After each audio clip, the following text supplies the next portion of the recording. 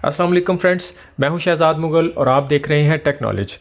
Friends, हमारे घरों में अक्सर नेल कटर्स के साथ ये इशू आता है कि नया नेल कटर भी हो तो वो नेल्स नहीं काटता। तो आज की वीडियो में हम इस तरह के ख़राब नेल कटर जो दिखने में बिल्कुल नए नज़र आते हैं उनका हल निकालेंगे।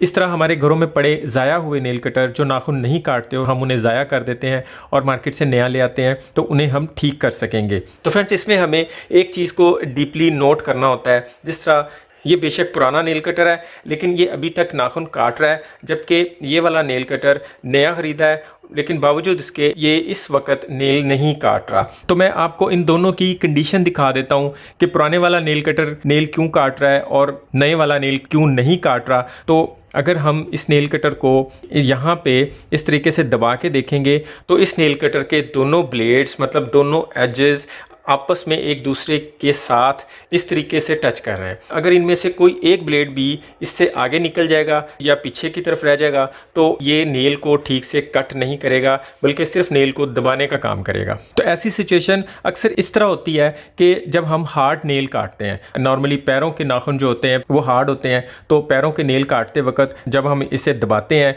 तो नेल ज़्यादा हार्ड होता है, जबकि नेल कटर के अंदर इतना दम नहीं होता।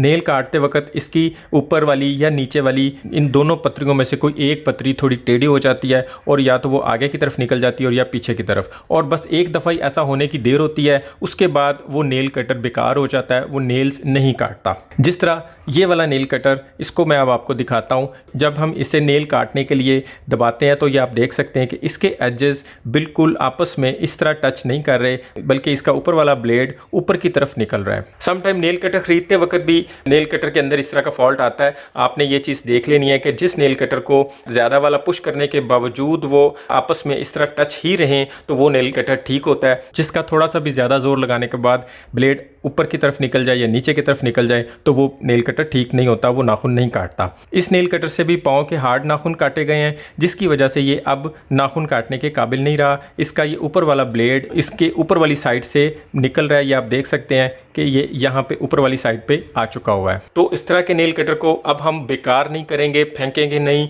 इसे हम मामूली सा काम करके ठीक कर लेंगे। तो उसके लिए नॉर्मली आपको पता है कि ये नेल कटर को थोड़ा सा पुश करें तो ये इसका हैंडल बाहर आ जाता है, हम इसे बाहर निकाल लेंगे। समटाइम ऐसे भी होता है कि नेल कटर से नेल काटते वक्त इसका ये हैंडल टूट जाता है, तो इसका सिंपल हल ये होता है कि आप इसको दबा के इस हैंडल को निकाल के किसी ख़राब नेल कटर का ये वाला हैंडल लेके तो बिल्कुल सेम इसी तरह इसके अंदर डाल के तो अपने फेवरेट नेल कटर को दोबारा से यूज़ करने के काबिल बना सकते हैं। अभी हम इस ख़राब नेल कटर को ठीक कर रहे हैं तो हम इसका ये हैंडल उतार देंगे, इसकी ये पिन भी बाहर निकाल लेंगे। और अगर आपका नेल कटर हल्की क्वालिटी का है तो उसमें ये पिन भी हल्की होती है, तो ये भी आपने देखना है। समटाइम ज़्यादा जोर लगाने के बाद इसकी ये वाली पिन भी टेढ़ी हो जाती है। अगर ये पिन भी ख़राब हो चुकी है तो इसे भी हम किसी और नेल कटर से चेंज कर सकते हैं।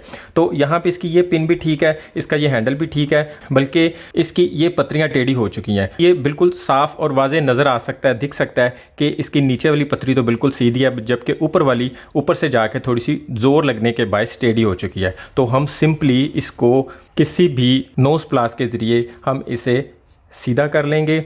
ये काम हम किसी भी ख़राब नेल कटर के साथ कर सकते हैं। तो इसे सीधा करने का तरीका ये होगा, हमें देखना पड़ेगा कि ये अगर तो ऊपर की तरफ से ये नीचे जा रहा है तो हम इसको इस तरह मूव करेंगे, और अगर ये अंदर की तरफ है और यही पतरी टेढ़ी है तो फिर हम इसे थोड़ा बाहर की तरफ निकालेंगे। अभी ये ऊपर की तरफ जा रहा है तो हम इसे अंदर की तरफ मोड़ेंगे तो आपस में इसके एजेस बिल्कुल ठीक से टच होना शुरू हो जाएंगे। और इसकी इस पतरी को मोड़ते वक्त हमने इस चीज़ का ध्यान रखना है कि ये ज़्यादा नहीं मुड़ जाए, ये सिर्फ उतनी मुड़े कि जिसमें इसके एज आपस में टच करने लग जाएं, यानी इसके ये एंड्स आपस में एज टू एज टच होना शुरू हो जाए। ये इसके एजेस बिल्कुल आपस में, ये आप देख सकते हैं, ठीक वाले टच होना शुरू हो गए। इससे पहले इसका ये ऊपर वाला ब्लेड ऊपर की तरफ से बाहर निकल रहा था, जबकि अब ये बिल्कुल ठीक से टच हो रहा है। थोड़ा सा इसमें अगर कसर है तो हम माइनर सा और मोड़ लेते हैं। ये अब बिल्कुल ठीक हो चुका है। ये अब आप देख सकते हैं कि ये एज टू एज टच होने लग गया है। अब ये ख़राब नेल कटर एकदम से नए नेल कटर से भी ज़्यादा फिट हो चुका हुआ है। ये पिन दोबारा लगाएंगे और ये हमारा नेल कटर दोबारा से एकदम से बिल्कुल फिट हो चुका हुआ है। नेल कटर के इन ब्लेड्स को जो नेल को काटते हैं इनको तेज़ करने के आपने बहुत सारे टोटके वीडियोस में देखे होंगे। कुछ लोग बताते हैं कि आप इसको किसी टीन के डिब्बे को इससे काटेंगे तो ये ठीक हो जाएंगे, जबकि वो बिल्कुल सरासर बकवास है। किसी भी टीन शीन को काटने से नेल कटर के एजेस तेज़ नहीं होते, शार्प नहीं होते, ये शार्प ही होते हैं। इनका सिर्फ वर्क करने का अगर तरीका ख़राब हो जाए तो ये काम नहीं करते, अदरवाइज़ अगर ये एज टू एज आपस में टच हो रहे हैं तो फिर इन्हें तेज़ करने की कभी भी ज़रूरत नहीं पड़ेगी, ये हर सूरत में आपके नेल काटेंगे। नेल कटर को लॉन्ग टाइम चलाने के लिए हमें एक बात का ख्याल रखना है, हमेशा नाखून नहाने के बाद काटें। अगर हम नहाने के बाद नाखून काटेंगे तो हमारा ये नेल कटर कभी भी ख़राब नहीं होगा। नहाने के बाद नेल्स नरम हो चुके होते हैं, ना तो हार्ड नेल इस नेल कटर से कटेगा और ना ही नेल कटर में किसी किस्म की कोई प्रॉब्लम आएगी। या फिर अगर मजबूरी में हार्ड नेल को काटना पड़ रहा है तो हम उसको भी पार्ट बाय पार्ट करेंगे, मतलब नेल कटर के मुंह के अंदर पूरा नाखून नहीं भरेंगे, नाखून का छोटा छोटा पीस करके काटेंगे। उससे भी इसका ज़्यादा जोर नहीं लगेगा, हार्ड नेल भी कट जाएगा और नेल कटर को भी कुछ नहीं होगा। अक्सर नेल कटर से नाखून काटने के बाद नाखूनों की बुर्सी भी बन जाती है, मतलब शार्प कट नहीं होते। तो इस तरह के नेल कटर का भी यही मसला होता है, उसके एज आपस में फ्रंट से टच नहीं हो रहे होते, वो थोड़ा बहुत ऊपर नीचे होते हैं जिसकी वजह से वो शार्प कट नहीं करते। तो ऐसे नेल कटर का भी सेम यही हल है।